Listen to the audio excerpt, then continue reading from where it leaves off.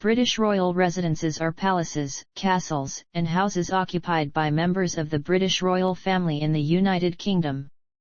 Some, like Buckingham Palace and Windsor Castle, are owned by the Crown, while others like Balmoral Castle and Sandringham House are personally owned and have been passed down for generations.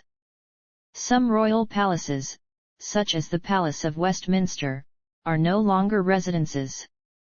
Some remain in irregular use for royal occasions, such as Hillsborough Castle in Northern Ireland. The royal palaces enjoy certain legal privileges known as royal prerogatives.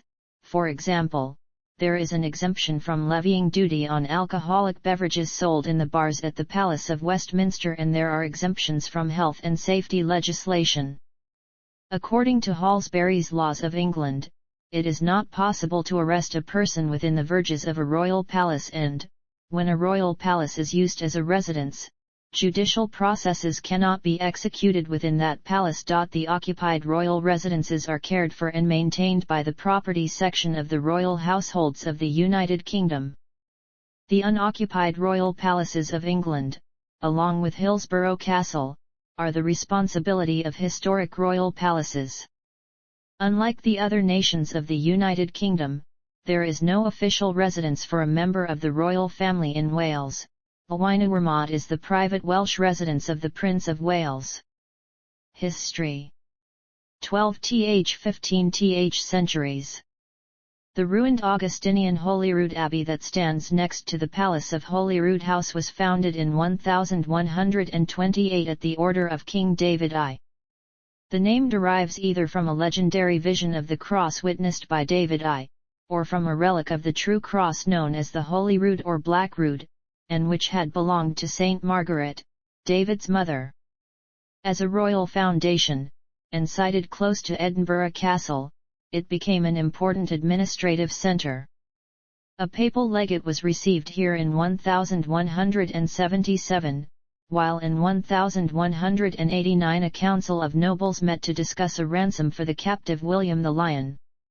The Parliament of Scotland met at the Abbey 7 times between 1256 and 1410, and in 1328 the Treaty of Edinburgh-Northampton was signed by Robert the Bruce in the King's Chamber at the Abbey, indicating that it may already have been in use as a royal residence.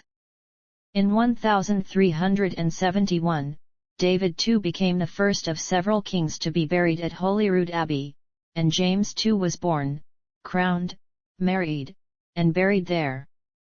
James III and Margaret of Denmark were married at Holyrood in 1469. The early royal residence was in the Abbey guest house, and by the later 15th century the king occupied dedicated royal lodgings. 16th century. Between 1501 and 1505, James IV constructed a Gothic palace adjacent to the abbey. The impetus for the work probably came from the marriage of James IV to Margaret Tudor, which took place in the abbey in August 1503 while work was still ongoing. The Palace of Holyrood House was built around a quadrangle, situated west of the abbey cloister. It contained a chapel, gallery, royal apartments, and a great hall. The chapel occupied the north range of the quadrangle, with the Queen's apartments occupying part of the south range. The west range contained the king's lodgings and the entrance to the palace. The master mason Walter Merlyun built a two-story gatehouse, which was demolished in 1753, although fragments of it remain in the 19th-century Abbey courthouse which stands on Abbey Strand. The upper floor of the gatehouse was a workshop for the glazier Thomas Peebles until 1537, when it was converted into a space for mending the royal tapestries. In 1512 a lion house and menagerie were constructed in the palace gardens to house the king's lion, civet, tigers, lynx, and bears. James IV held tournaments of the Wild Knight and the Black Lady in Edinburgh in 1507 and 1508. These events concluded with banquets in the Great Hall. As the final act of these theatrical events, the Black Lady came into the hall with her Spanish page Little Martin. A cloud descended from the roof and swept them both away. James V added to the palace between 1528 and 1536, beginning with the present James V's Tower, which is the oldest surviving part of the palace.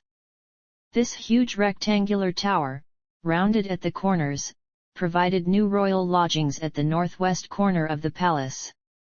Originally equipped with a drawbridge leading to the main entrance on the first floor, it may also have been protected by a moat, and provided a high degree of security. The south range was remodeled, and the old Queen's apartments were converted into a new chapel, and the former chapel in the north range was converted into the council chamber, where ceremonial events normally took place.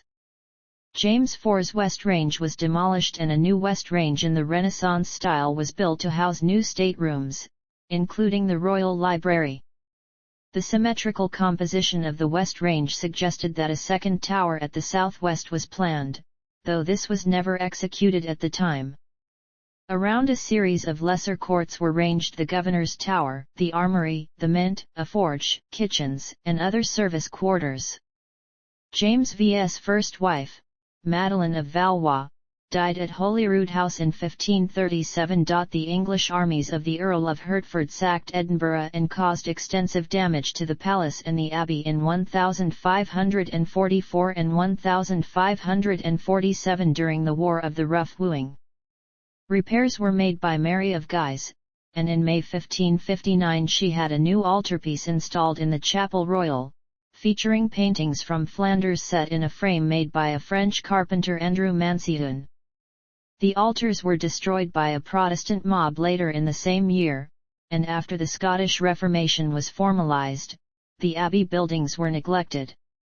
The choir and transepts of the abbey church were pulled down in 1570. The nave was retained as the parish church of the Canongate. The royal apartments in James V's Tower were occupied by Mary, Queen of Scots from her return to Scotland in 1561 to her forced abdication in 1567. The palace was heated with coal from Wallingford in East Lothian. The Queen had archery butts erected in the south gardens to allow her to practice, and she hunted deer in Holyrood Park. There was also a flock of sheep in the park which were managed for the Queen by the keeper, John Hunter. Some of her French servants formed relationships with women in the Canongate. The Kirk authorities disapproved and made 5 of these unmarried women stand with bared heads at the cross near the palace for 3 hours in December 1564. The series of famous audiences Mary gave to John Knox took place in her audience chamber at Holyrood House, and she married her second husband, Henry Stuart, Lord Darnley, in her private chapel in July 1565. It was in the royal apartments that Mary witnessed the murder of David Rizzio, her private secretary, on March 9, 1566. Darnley and several nobles entered the Queen's apartments via the private stair from Darnley's own apartments below. Bursting in on the Queen, Rizzio, and 4 other courtiers, who were at supper, they dragged Rizzio through the bedchamber and into the outer chamber, where he was stabbed to death, allegedly receiving 57 dagger wounds. Mary married her third husband, James Hepburn, 4th Earl of Bothwell, at the palace in May 1567. During the subsequent Marian Civil War, on July 25, 1571, William Kirkcaldy of Grange bombarded the king's men garrisoned inside the palace with cannon positioned in the Blackfriar Yard, near the Pleasance. James VI took up residence at the Palace of Holyrood House in 1579 when he began his personal rule. The palace was refurbished by William MacDowall with a new north gallery painted by Walter Binning, and an apartment for the king's favourite, Esme Stuart. The coronation of James's queen, Anne of Denmark, took place in Holyrood Abbey in 1590, at which time the royal household at the palace numbered around 600 persons.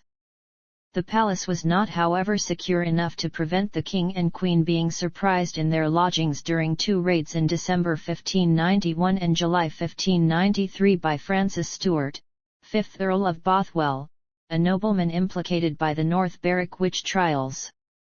3 of James VI's children, Elizabeth, Margaret, and Charles, were baptized in the Chapel Royal.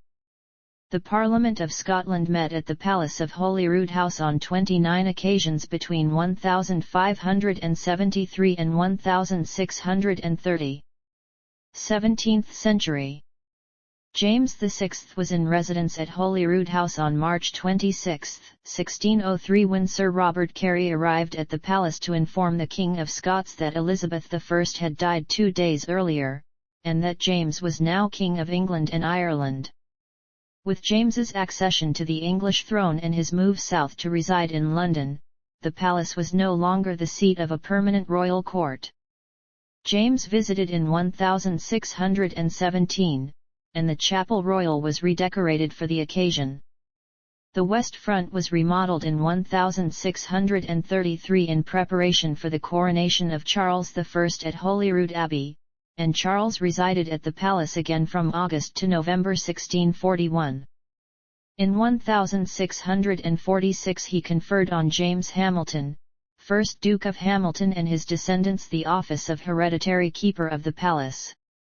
In November 1650, the palace was damaged extensively by fire while it was occupied by Oliver Cromwell's troops.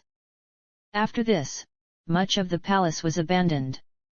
Following the restoration of Charles II in 1660, the Palace of Holyrood House once again became a royal palace and the meeting place of the reconstituted Privy Council. Repairs were put in hand to allow use of the palace by the Earl of Lauderdale, the Secretary of State, and a full survey was carried out in 1663 by John Milne. In 1670, the Privy Council decided to almost completely rebuild the palace. Apart from Holyrood House and Windsor Castle, Charles II failed to complete any of his palace modernization schemes, largely due to lack of money.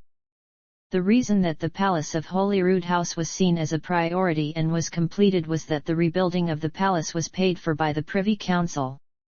Following the failure of proposals for political union with England in 1669, the Council wanted to emphasise Edinburgh's position as a royal capital and seat of government. At the time, it seemed unlikely that Charles II would ever visit Edinburgh. In practice, the royal apartments would be occupied by the Lord High Commissioner, and the other apartments were to be given over as lodgings for various officers of state. As Lord High Commissioner from 1669 to 1678, John Maitland, 1st Duke of Lauderdale, was vicegerent in Scotland and, as the principal occupant of the new palace, he closely supervised the building operations. Plans for complete reconstruction were drawn up by Sir William Bruce, the Surveyor General of the King's Works, and Robert Milne, the King's Master Mason. The design included a Gothic southwest tower to mirror the existing northwest tower, a plan which had existed since at least Charles I's time. Following criticism of Bruce's initial plans for the internal layout from Charles II, Bruce redesigned the layout to provide suites of royal apartments on the first floor, with the Queen's apartments in the West Range and the King's apartments in the South and East Ranges. The two were linked by the Great Gallery to the north, and the Council Chamber occupied the southwest tower. Construction began in July 1671, starting at the northwest, which was ready for use by Lauderdale the following year, and by 1674 much of the work was complete. In 1675 Lord Halltown became the first of many nobles to take up a Grace and Favour apartment in the palace. A second phase of work started in 1676, when the Duke of Lauderdale ordered Bruce to demolish and rebuild the main west facade, resulting by 1679 in the present west front which forms the main entrance. Bruce also constructed a kitchen block to the southeast of the quadrangle. By 1679 the palace had been reconstructed, largely in its present form. Craftsmen employed included the Dutch carpenters Alexander Izat and Jan van Sant Voort, and their compatriot Jacob de Wet, who painted several ceilings. The elaborate plaster work was carried out by the English plasterers John Halbert and George Dunsterfield. In November 1679, James, Duke of Albany, the future James VII, and his wife, Mary of Modena, took up residence at Holyrood House following James's appointment as Lord High Commissioner. They resided at the palace until February 1680, and then again from October 1680 to May 1682, and during this period culture flourished in Edinburgh under the patronage of James's viceregal court. His daughter Anne also resided at Holyrood House between 1681 and 1682. When James acceded to the throne in 1685, the Catholic king set up a Jesuit college in the Chancellor's Lodging to the south of the palace.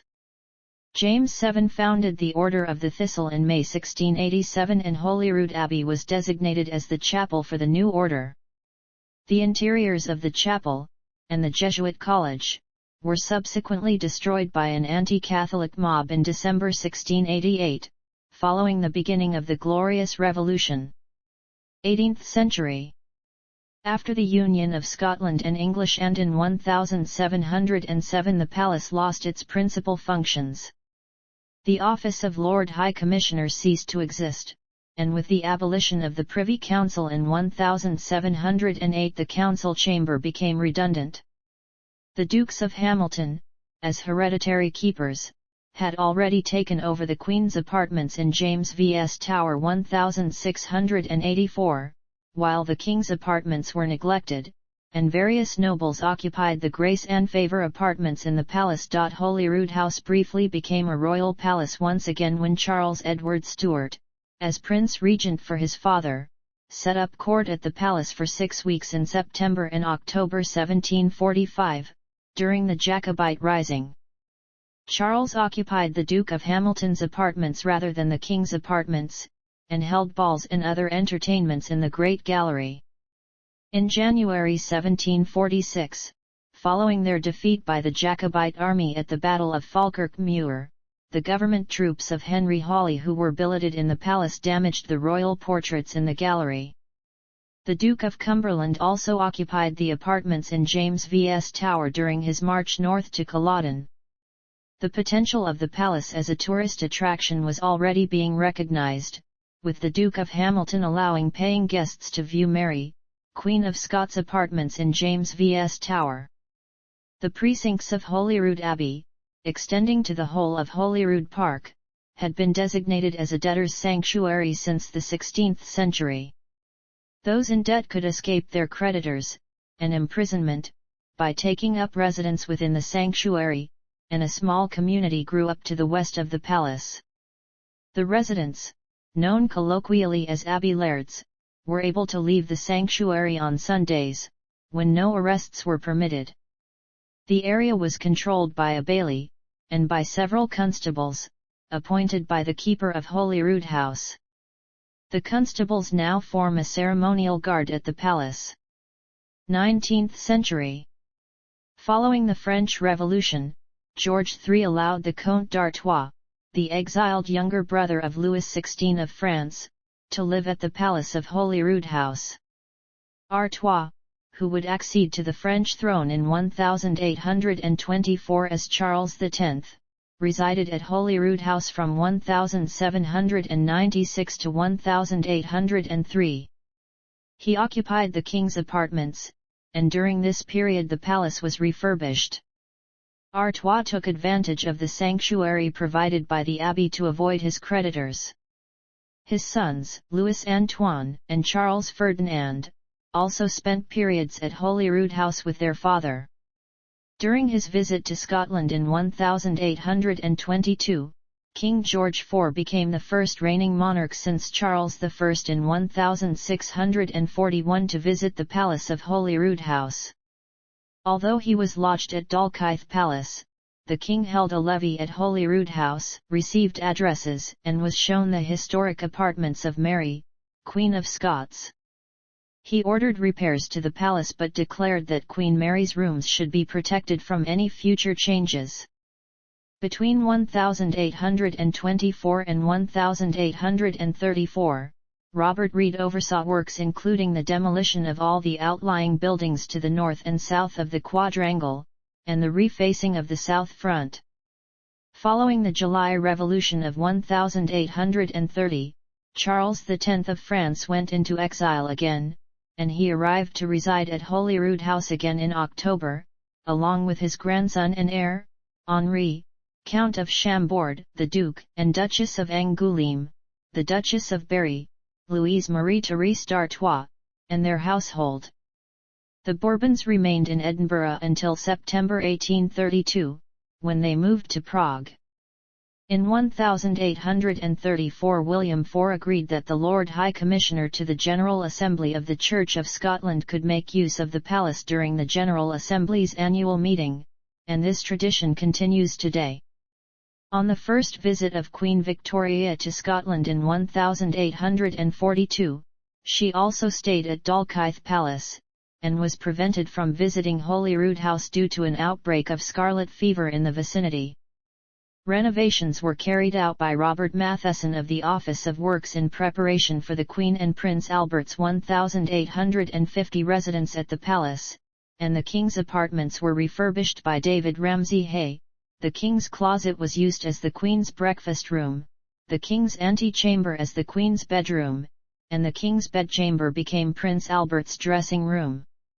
A statue of Victoria was erected in the forecourt in 1851, and in 1855–56 the King's drawing room was refitted by Robert Matheson.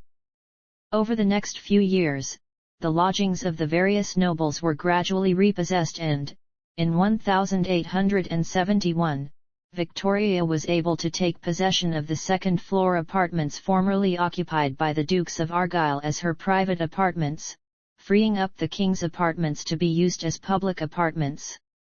From 1854 the historic apartments in James V.S. Tower were formally opened to the public. Victoria last resided at the palace in November 1886. 20th century to the present day. Although Edward VII visited briefly in 1903, it was George V who transformed Holyrood House into a modern palace, with the installation of central heating, electric lighting, the modernization of the kitchens, and the addition of new bathrooms and a lift. In 1922 the palace was selected as the site of the Scottish National Memorial to Edward VII and a statue of Edward was erected on the forecourt, facing the abbey. As part of the memorial, the forecourt was also enclosed with boundary walls, richly decorated wrought iron railings and gates. The palace was formally designated as the monarch's official residence in Scotland and became the location for regular royal ceremonies and events.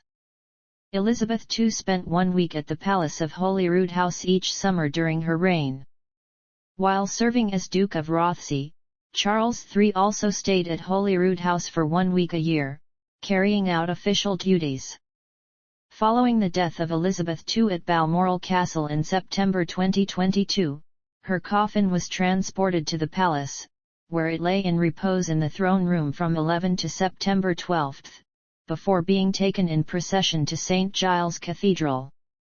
These were the first obsequies held in Scotland for a monarch since the burial of James V at Holyrood Abbey in January 1543. Investitures and banquets are held in the palace's Great Gallery, audiences are held in the morning drawing room, lunch parties and receptions take place in the throne room, dinner parties are held in the state dining room, and annual garden parties are hosted in the gardens.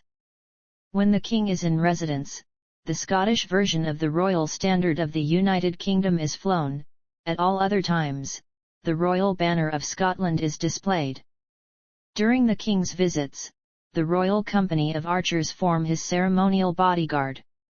The ceremony of the Keys, in which the King is formally presented with the Keys of Edinburgh by the Lord Provost of Edinburgh, is held on his arrival. The wedding reception of Zara Phillips and Mike Tyndall was held in the palace following their wedding at the Canongate Kirk in 2011. In its role as the official residence of the monarch in Scotland, the Palace of Holyrood House has hosted a number of foreign visitors and dignitaries, including Olav V and Harald V of Norway, Mikhail Gorbachev, François Mitterrand, Helmut Kohl, Nelson Mandela, Vladimir Putin, Mary McAleese, Pope Benedict XVI, and Justin Trudeau. A meeting of the European Council was held at the Palace in December 1992 during the British presidency of the Council. Queen Elizabeth II gave a dinner at Holyrood House for the Commonwealth Heads of Government in October 1997 during the Commonwealth Heads of Government meeting in Edinburgh. The Palace of Holyrood House remains the property of the Crown. As the official royal residence in Scotland, building conservation and maintenance work on the palace and abbey falls to the Scottish Government and is delivered on their behalf by the Conservation Directorate of Historic Environment Scotland. Public access is managed by the Royal Collection Trust, with revenues used to support the work of the Trust as custodians of the Royal Collection. In April 2016 the Royal Collection Trust announced it was to fund a £10 million project to redevelop the outside space at Holyrood House, including Holyrood Abbey, the grounds, and forecourt. The project was completed at the end of 2018 in partnership with Historic Environment Scotland, and included the restoration of the Abbey Strand buildings which now house a learning centre. Architecture. The Palace of Holyrood House as it stands today was designed by Sir William Bruce and built between 1671 and 1678, with the exception of the 16th-century northwest tower built by James V. The palace is laid out round a central, classical-style three-story plus attic quadrangle layout. The palace extends approximately 230 feet from north to south and 230 feet from east to west. The 16th-century northwest tower is balanced with a matching southwest tower, each with a pair of circular angle turrets with ball-finialed, conical bell-cast roofs. The towers are linked by a recessed two-story front, with the central principal entrance framed by giant Doric columns and surmounted by the carved royal arms of Scotland. Above the arms a crowned cupola with a clock rises behind a broken pediment supported by dolphins, on which are two reclining figures. The north and south fronts have symmetrical three-story facades that rise behind to far left and right of the two-story west front with regular arrangement of bays. General repairs were completed by the architect Robert Reid between 1824 and 1834 that included the partial rebuilding of the southwest corner tower and refacing of the entire south front in ashlar to match that of the east. The east elevation has 17 bays with lightly superimposed pilasters of the three classical orders on each floor. The ruins of the Abbey Church connect to the palace on the northeast corner. For the internal quadrangle, Bruce designed a colonnaded piazza of 9 arches on the north, south and east facades with pilasters, again from the three classical orders, to indicate the importance of the three main floors.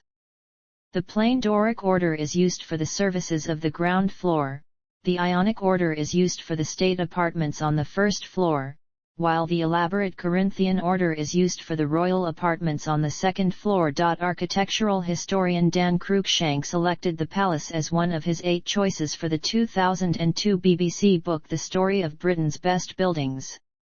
Interior. The Palace of Holyrood House covers 87,120 square feet of floor space and contains 289 rooms. The private apartments of the King and the other members of the royal family are located on the second floor of the south and east wings. The 17 rooms open to the public include the 17th-century state apartments, the Great Gallery, and the 16th-century apartments in James V.S. Tower. The painting An Incident in the Rebellion of 1745 by David Moyer is in the lobby of the palace. State apartments. The Great Stair in the southwest corner of the quadrangle has a 17th-century Baroque ceiling featuring plaster angels holding the honours of Scotland.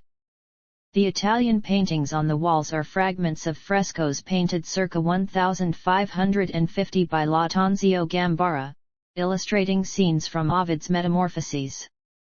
They were bought by Prince Albert in 1856, and placed here in 1881.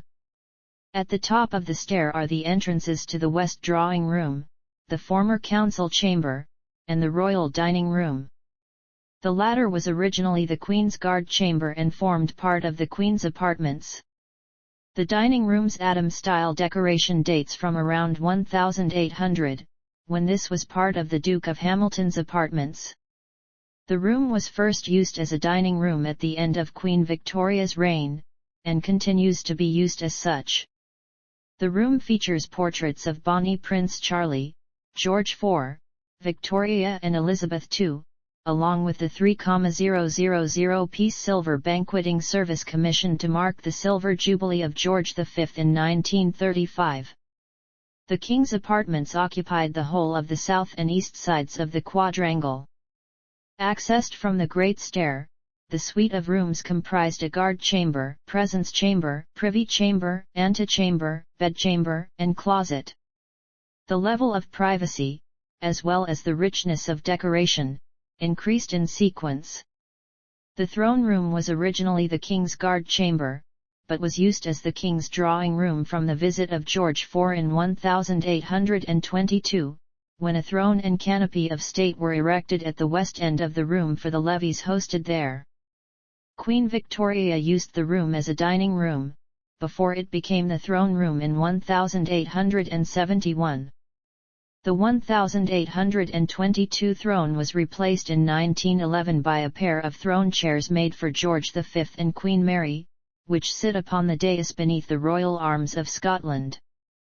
In 1929 a new ceiling was installed that matched the others in the King's apartments, and oak-panelled walls which incorporate paintings were installed. The paintings include the John Michael Wright portrait of Charles II and Peter Lely's portraits of Catherine of Braganza, James VII and Mary of Modena. The evening drawing room was originally Charles II's presence chamber, where important visitors would have been received by the King. The ornate plaster-work ceiling is one of the original series designed to mark the processional route to the King's bedchamber. The royal family used the room for receptions. The morning drawing room was Charles II's privy chamber. The ceiling is decorated in the corners with cherubs and eagles bearing the cipher of Charles II and the honours of Scotland, while the long central panels feature heraldic lions and unicorns. The French tapestries purchased for Charles II in 1668 tell the story of Diana, the goddess of the hunt. Charles III uses the morning drawing room to give private audiences to the First Minister, the presiding officer of the Scottish Parliament, and other visiting dignitaries. The King's antechamber, bedchamber, and closet are laid out along the east side of the palace. The King's bedchamber, at the center of the east facade, has the finest of the 17th-century plaster ceilings, augmented by paintings of Hercules by Jacob de Wet II. The 17th-century state bed has been in the palace since 1684, and was probably made for the Dukes of Hamilton, although it was long referred to as Queen Mary's bed when it occupied Mary, Queen of Scots' rooms. The King's closet was designed to be the King's study. The Great Gallery. The Great Gallery, at 150 feet in length, is the largest room in the palace and connects the King's closet on the east side with the Queen's lobby in James V.S. Tower to the west. The gallery features a pair of black marble chimney pieces with Doric surrounds, framed by Ionic pilasters. The most notable decorative features of the gallery are 96 of the 111 original portraits of the Scottish monarchs, beginning with the legendary Fergus I, who supposedly ruled from 330 BC. The Dutch painter Jacob de Wet was commissioned by Charles II to paint the portraits, illustrating both real and legendary monarchs, from Fergus I to James VII. The portraits were completed between 1684 and 1686, and celebrate the royal bloodline of Scotland, which the Scots upheld for its continuity and antiquity as an important part of their national identity in the 17th century. The Great Gallery has served many purposes over the centuries. Following the Union of 1707, it was the venue for the election of Scotland's representative peers in the House of Lords until 1963. Bonnie Prince Charlie held evening balls in the gallery during his brief occupation, and following his victory at the Battle of Falkirk Muir in January 1746, the defeated government troops were quartered in the gallery. While the Comte d'Artois was in residence, it served as a Catholic chapel, and in the early 20th century it was used as the state dining room. Today it is used for large functions including investitures and banquets. The gallery contains the Tam O'Shanter chair, a Gothic-style oak armchair which celebrates the work of Robert Burns. It was made by John Underwood of Ayr from a portion of the roof of Alloway Auld Kirk, which is the setting for much of the poem Tam O'Shanter. By the time that Burns was at the height of his fame, the kirk had become a ruin and the timbers of the roof were used to make a number of Burns-related memorabilia and souvenirs. The chair was presented to George IV in 1822. James V.S. Tower. The suite of rooms on the first floor of James V.S. Tower is accessed from the Queen's lobby and comprises the Queen's antechamber and the Queen's bedchamber, leading from which are two turret rooms or closets. During the 1560s these rooms were occupied by Lord Darnley and, following the rebuilding of the palace in the 1670s, they became part of the Queen's apartments. The Duke of Hamilton took over the rooms in James V.S. Tower from 1684, and the antechamber became the Duke's dining room. Much of the decoration of this room dates from the mid-19th century, when the historical apartments in James V.S. Tower were opened to visitors. The room also contains a series of tapestries and portraits of Elizabeth, Queen of Bohemia, the daughter of James VI. The Queen's bedroom is dominated by the so-called Darnley bed. The bed was actually supplied to the Duke of Hamilton in 1682. The Stuart connection was provided by Bonnie Prince Charlie, who occupied the Duke of Hamilton's apartments in 1745, and slept in this bed. The room is linked by a small spiral staircase to Mary, Queen of Scots' bedchamber on the second floor.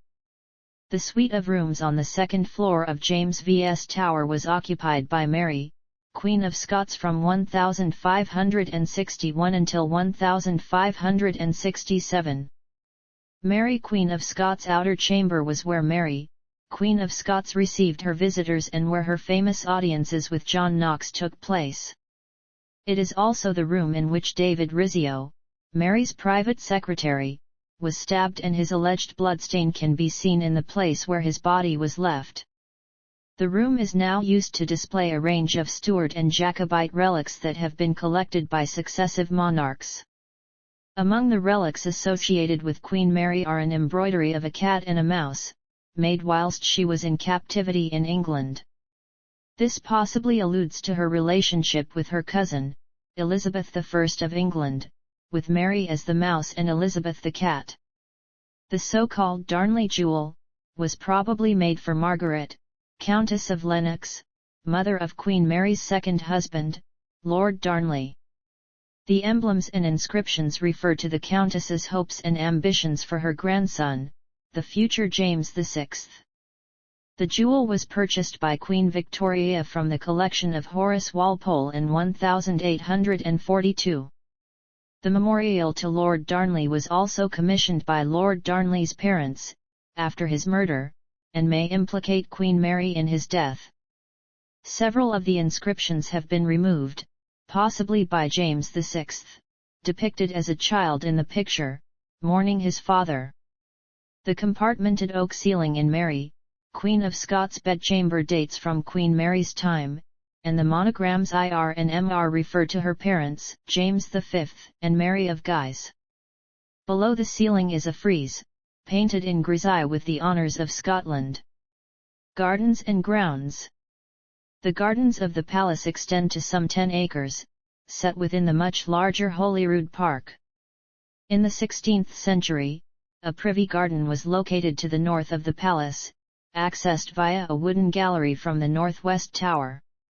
This was removed in 1857 when Prince Albert took an interest in the grounds, forming a new carriage drive to the north to avoid the Canongate slums and laying out the garden in its present form. A small garden building, surviving from the 16th century, is known as Queen Mary's Bath House, although it is not thought to have been used for bathing. The sundial to the north of the palace was carved in 1633 by John Milne, while the sandstone fountain in the centre of the forecourt was erected in 1858 by Robert Matheson and is based on the design of the 16th century fountain at Linlithgow Palace.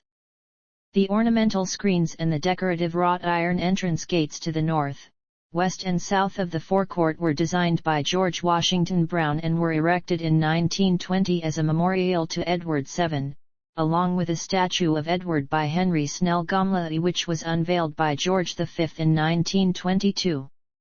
The buildings to the west of the forecourt are the gatehouse and former guard rooms, the palace coach house, the former stables, the café at the palace in the Mews courtyard, and the Queen's Gallery.